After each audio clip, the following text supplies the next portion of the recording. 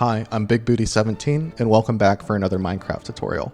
Today I'm finally tackling something I hinted at in the 1.21 snapshots, which is an oozing slime farm.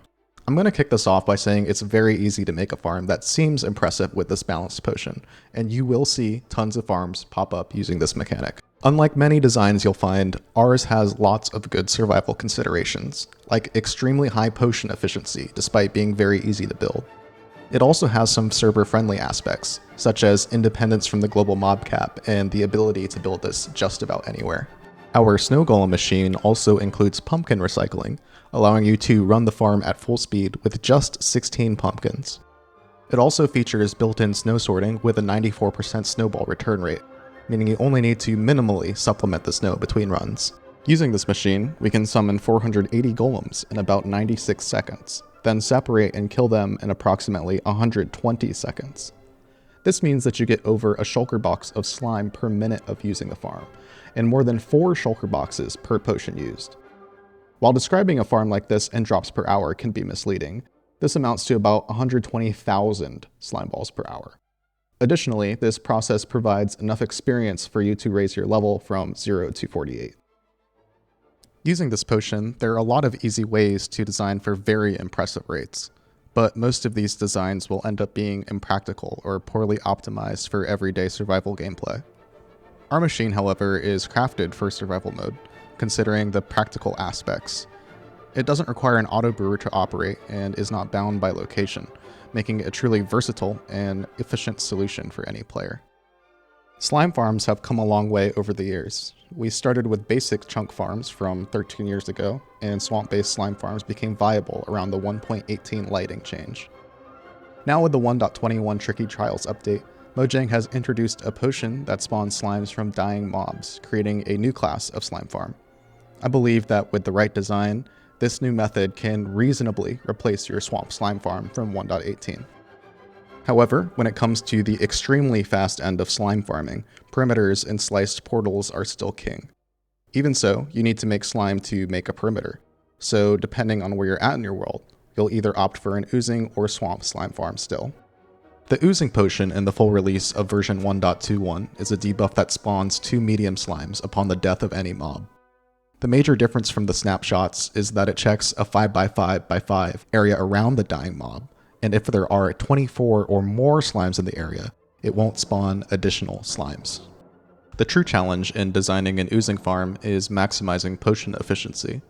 Even a few weeks after the patch, there are already many designs of varying quality that assume that you have unlimited potions. And with unlimited potions, you can indeed get an insane amount of slime. While this places most oozing farms in an awkward position, they would still remain a viable option if potion spamming was the only available method, and thankfully it's not. With a little brain power, we can create potion-efficient farms by grouping together a large number of mobs in an anti-cramming block, hitting their feet with a splash potion, then slowly separating out the debuff entities to be killed without exceeding the 5x5 rule. I'll reiterate, it's hard to make a truly bad oozing farm. That said, your basic farm should at least consider spawning a lot of mobs to be killed and batching them effectively. When the oozing potion was initially released, it was blatantly broken. You could take any number of mobs, splash them with a potion, and then get twice that number in medium slimes. Mojang made the right move by changing this, and honestly, designing farms with this new mechanic is far more interesting than the previous version. This is why you not only need to spawn a lot of mobs, but also batch them in groups of fewer than 12 to maximize the efficiency in your oozing slime farm. Despite the changes and new limitations, you would be surprised to know that some YouTubers have posted pre-nerf designs as working in 1.21. This is why it's crucial to ensure you're building designs from credible sources. Let's take a quick detour. I received a world download from Basics' Discord and loaded it up. Within just 10 seconds of loading into this world, one of the golems was already dead. And after about 100 minutes in the same world, only 1 golem was left, and the farm's rates had dropped to 3,000 items. Remember, the advertised rates are 260,000 items. I gave them the benefit of the doubt and asked for help on their Discord, but another user pointed out that the golems die in the tutorial video as well. This means the design never really worked, but they uploaded it anyway, showing a lack of respect for your time or effort. Alright, back to our own build, and let's continue with our efficient slime farm focusing on reliability and efficiency. Our farm is incredibly powerful despite its simplicity, and can be built anywhere snow golems can survive. I've designed it to be as compact as possible, while avoiding loss from the 5x5 rule. Our farm perfectly aligns an unlimited number of snow golems in scaffolding, where they wait to be batched using the core mechanic of this design. We're employing a technique known in technical Minecraft as stack separation. This means that we can take a stack of unlimited entities, like these snow golems, and separate out one entity from the stack. Having a ton of entities in one spot means we can splash them all with one potion. This results in an incredibly potion-efficient farm, where you get about 4 boxes of slime balls from a single oozing potion in just a few minutes. For some perspective, each snow golem is about equivalent to a large slime. This means we are effectively killing a large slime every quarter of a second. The snow golems will die after being separated, and through a lot of trial, error, and brain power, they virtually never fail to spawn slimes due to 24 already being in that area. The slimes from the golems will then flow into this scaffolding trap, which employs a slime behavior that makes them float incredibly fast to a chamber where the player will eventually kill them. In collaboration again with Madman25 and the Nubtech server, we can also separate out the snowballs from the dying snow golems. This is incredibly snow efficient, as each dead snowman will return an average of 7.5 snowballs, and it takes about 8 snowballs to craft a snowman. And now with the new 1.21 crafters, you can load these snowballs into some kind of setup to prepare the snow blocks if you need to run another batch. There are many positives to using this method of getting slime. One major advantage is that it can be set up virtually anywhere in your world. It does not require auxiliary auto-brewing setups to feasibly run, and can be operated by the vast majority of players. For most players, running the farm once will provide enough slime. If the general need for slime increases, it's designed to be run repeatedly. Being a single dimension farm and not relying on the hostile mob cap also means it should be server friendly. However, if you're playing on a server that modifies entity behavior, you may encounter some oddities, but that's not unique to this design. Additionally, it's a good source of experience points that you can just put about anywhere in your world, which is not something you can commonly do with other farms. This farm can process up to 480 golems with a single potion. You can do larger batches, but you will need to dispense another potion after about 2 minutes due to the effect timer. Using this farm, you can produce insane amounts of slime entities. A single batch can easily produce 3,000 small slimes. And if you're not careful, it's easy to let the number of slimes build up to excessive levels. From experience, killing over 3,000 small slimes at once can bring a server to its knees. However, this is easily avoided by just periodically killing the slimes. Our farm is currently limited by the reset time of pressure plates. To address this, we will use metal pressure plates since they have half the reset time of their counterparts. We synchronize a 10 game tick clock to match the pressure plate cooldown with our two-way stack separator, which operates at 5 game ticks, or a quarter of a second. Our snow golems are dropped into channels where they move with the water flow and push each other towards the killing chamber. 8 blocks below, we have a water stream leading to scaffolding on mud. The lower hitbox of the mud allows the snowballs to fly into waterlogged walls, where they float out and are separated from the slimes. The slimes enter scaffolding to prevent cramming damage. This allows them to live, so that way you can use looting on them. Interestingly, this gap is small enough to even contain small slimes, which are larger than a half block due to a float error in the game's code. For storage, I've decided to include a manual Shulkerbox loader by Scorpio. If you don't have Shulkerboxes, you can set up some double chests and achieve the same result. The reason behind opting for manual storage is the insane throughput potential from killing all these slimes would require something over 16 times hopper speed. This is a much simpler and more realistic solution, and only takes a few seconds of alt-clicking the balls into the boxes. Additionally, I have a simple setup for an 8 times speed Autocrafter that I'll include in the tutorial. I wouldn't recommend building it for any purpose other than this farm, but for our use case, it's perfectly fine. If you have any questions or you think I messed up somewhere in this video, please check the video description. I really do try to keep it updated so you don't waste your time or stay confused. I'm fairly confident that doing this actively takes away from my engagement, so if you found the detail, description, or tutorial helpful, please interact or subscribe to offset that. I also infrequently upload some really cool survival-friendly designs, and it's very easy to miss these if you're not following the channel, since I'm not a large or full-time YouTuber. As a warning, I do not test my farms on Bedrock or anything beyond Fabric servers. If you play on a server that changes vanilla behavior, things might not work as intended, and this goes for any farm you build. However, if it does work out for you in a certain different environment, feel free to comment below to help others out. You do need slime to make these potions. I recommend heading to any kind of swamp at night or exploring the new trial chambers. In these chambers, you might get lucky and find a dedicated slime spawner. If not, you can return to the chamber with the bad omen effect and try to find a spawner that splashes lingering oozing potions for your initial slime supply. If you have the potion already and you just need a quick influx of slime, you can punch a zombie piglin and bait them into a hole to be splashed with a potion. This method will net you around 2 stacks of slime, although it is a bit more dangerous than building a farm. There is also mud on the build list. For those unaware, you can make mud by using a water bottle on a dirt block. Now let's get to building. Here are the materials you'll need to build this farm. Any kind of solid block or slabs will work for this build, and any kind of fence, wall, and fence gate will work as well. The same goes for campfire or a soul campfire, and the pressure plate must be iron or gold. I've included 4 water buckets, and I assume you have this many throughout the tutorial, but you can get away with less or carry more. Additionally, you may find it useful to leave a slot for temporary blocks, as I use them in the build. The items shown in the barrel are loaded into the dispensers to run the farm. In my inventory, the first row is for the optional snowblock crafter, and the second is your first option for storage. Below the shulker boxes are the materials you will need if you opt to build the box loader. For this tutorial, I'm choosing to build the farm into the ground. We'll begin with the digging phase. This way, if you encounter any issues or find that the site isn't suitable, you'll discover it early on in the process. Before continuing, you may find it helpful to ensure you're in a biome and at an altitude where snow golems don't melt. You can check this by building a snow golem to see if it survives.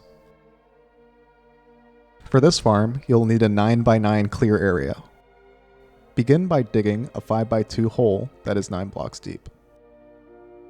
After digging 9 blocks deep, on one end, break 4 blocks in a 2x2 pattern.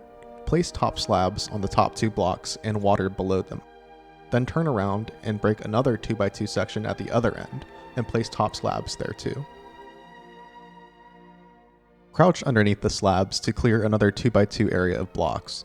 Then look up and clear 3 blocks above this 2x2 area. On the top blocks, place a top slab on each, making a total of 2 top slabs. Continue the tunnel by 1 block, clearing everything up to the level of the top slab. Now, clear these 4 blocks and replace them with mud. Then stack 8 scaffolding up to the level of the top slabs.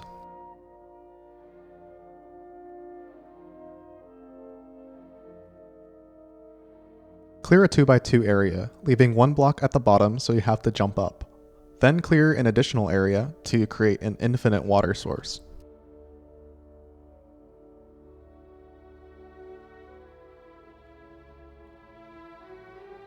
Now place 2 walls and waterlog them.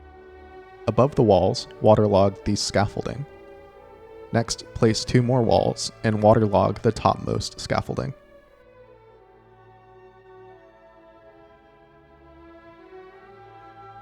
Finally, place the last 2 walls, leaving a 1 block gap for the water.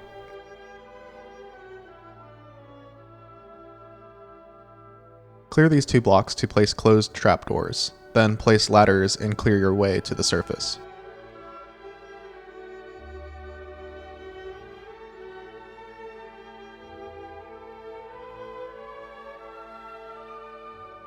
I jump here so my ladders will have easier access to the killing chamber.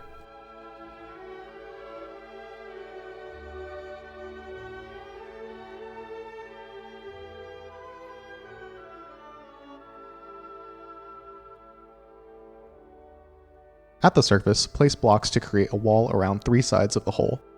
On the 4th side, place temporary blocks to place 3 rows of top slabs. The outer 2 rows of top slabs should be 4 blocks in length, while the middle row should be 3.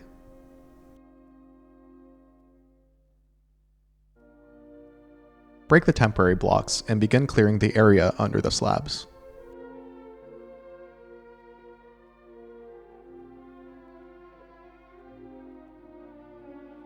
Place 5 fence gates to hold back water, and open them to allow the entities to pass through.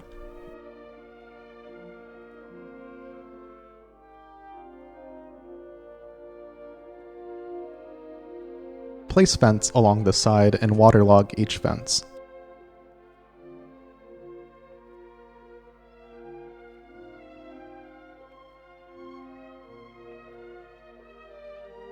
Place a block and a dispenser facing the water, then place a wall next to the dispenser and add a campfire. From here, jump up onto the dispenser and place 2 scaffolding.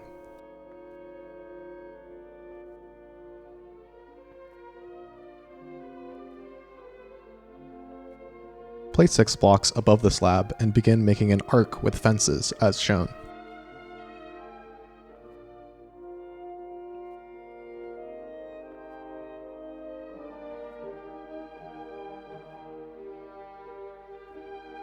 Now, go to the opposite side and place 5 blocks, leaving a space for the player station. Finish the arc with a fence gate instead of a fence, adjacent to the scaffolding.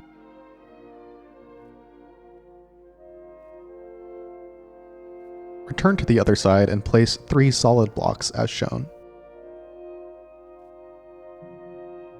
Then place a temporary block and another solid block to position 2 pistons facing inwards.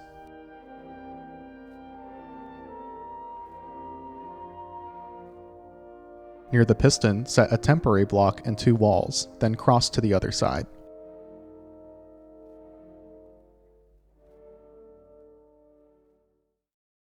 Replace the temporary block with an observer facing the wall, then break the remaining temporary blocks.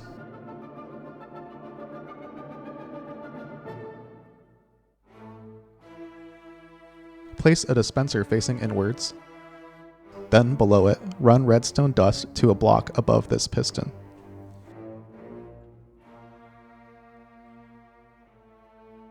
Place the final dispenser above the piston, then position hoppers facing into the dispensers as shown to properly supply them.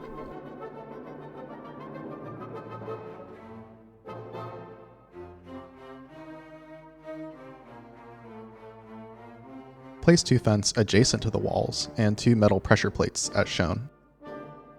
Place slabs and iron trapdoors as shown, ensuring the hinges of the trapdoor connect to the slab near the dispenser. If these trapdoors are not connected to the slab, the farm will not work.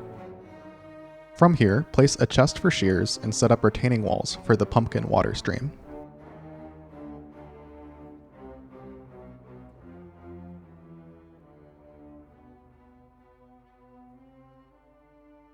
Add water and position 2 slabs to prevent pumpkins from flying out of the stream.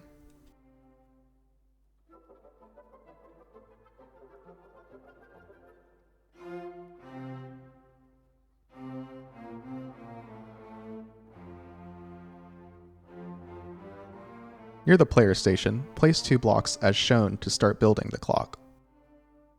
Set a repeater to maximum delay and place a redstone torch with block on top. You should see the repeater power up. Place redstone dust and a block to complete the clock. Then add a lever to turn it off. Above the repeater, scaffold up using an observer and solid block. Set a repeater to a 4 game tick delay by clicking it once, and have it power a solid block. Next, place an upside down stair as shown. Jump onto the scaffolding to place a sticky piston facing the stair. Finally, turn on the clock and verify the piston holds onto the stair.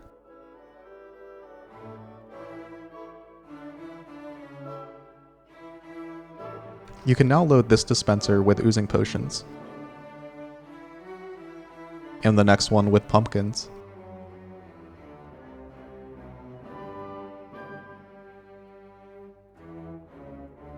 And the last chest with shears.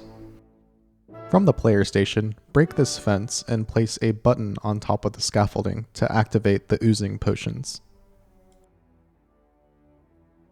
For the Shulkerbox loader, clear out an area near the killing chamber.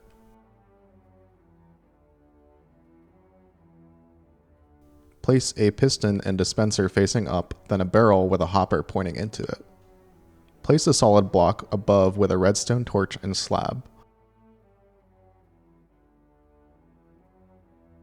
Next, position a hopper into the dispenser with a barrel on top, and load the barrel with shulker boxes. Run dust to the barrel and place a comparator facing the solid block. Finally, place a redstone torch. This loader detects when you've completely filled the box and collects full boxes into the barrel on my left. I've cleared out an area near the snowball collection for the crafter. The space is about 5x5x3. Start by placing a crafter facing up, then place 4 droppers pointing into the crafter. Place 3 hoppers like shown into each dropper.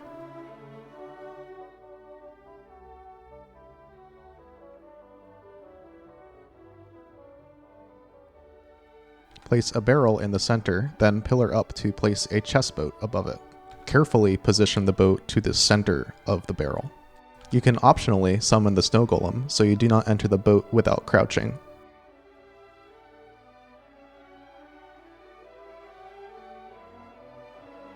Press F3 and B to verify the chest boat is over all the hoppers. Block the golem's line of sight to the slimes, then dig down 3 blocks. Clear an area to the crafter, then disable the slots as shown to craft snow blocks.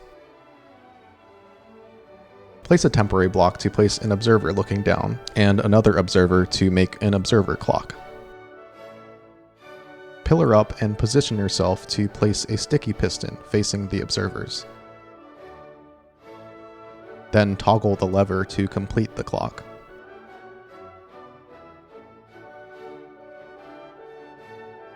While the piston is extended, any snowballs will now be crafted into snow blocks.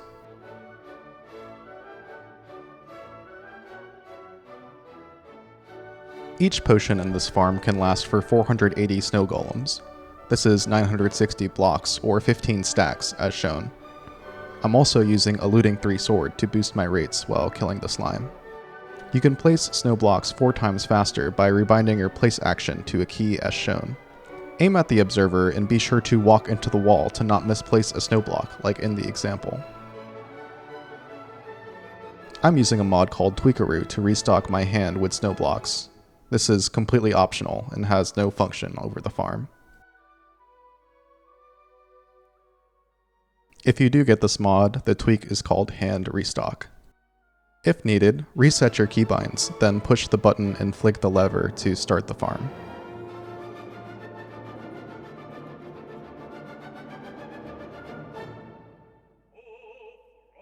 Once started, you can descend to begin crafting snow blocks or killing slimes.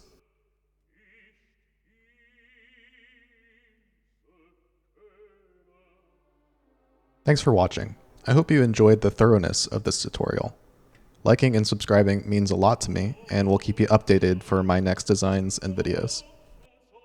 I have many finished designs that I still need to make videos for, so stay tuned for more tutorials and farms. Thanks again for watching, and I hope you set yourself up to see more of my creations by subscribing.